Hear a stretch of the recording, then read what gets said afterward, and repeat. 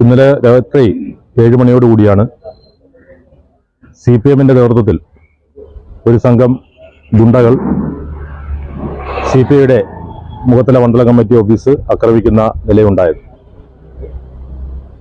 ഇടതുപക്ഷ ജനാധിപത്യ മുന്നണിയുടെ കാലിക പ്രസക്തി മനസ്സിലാക്കാത്ത ഇത്തരം സാമൂഹിക വിരുദ്ധരെ നമ്മുടെ സമൂഹത്തിൽ നിന്ന് ഒറ്റപ്പെടുത്തണമെന്നും ഈ ആക്രമണം നടത്തിയ DYFIയുടെയും CPMന്റെയും ഗുണ്ടകൾക്കെതിരായിട്ടുള്ള കർശനമായ നിയമ നടപടികൾ പോലീസിന്റെ ഭാഗത്തു നിന്നുണ്ടാകണമെന്നും CPI മുഖത്തല മണ്ഡലം കമ്മിറ്റി ആവശ്യപ്പെടുകയാണ്.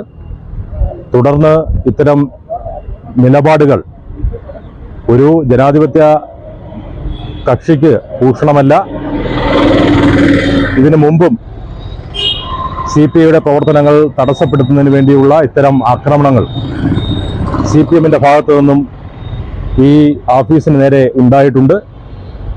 ഇപ്പോഴെല്ലാം കർശനമായ ചെറുത്തുനിൽപ്പ് CPI ഈ പ്രദേശത്ത് ജനങ്ങളെ അണിനിരത്തിക്കൊണ്ട് ഈ ഫാസിസ്റ്റ് നടപടിക്കെതിരായിട്ട് മുന്നോട്ട് വന്ന ചരിത്രമാണുള്ളത്.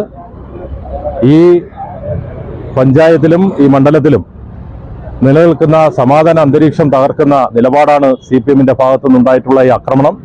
അതിൽ ശക്തമായ പ്രതിഷേധം CPI രേഖപ്പെടുത്തുകയാണ്.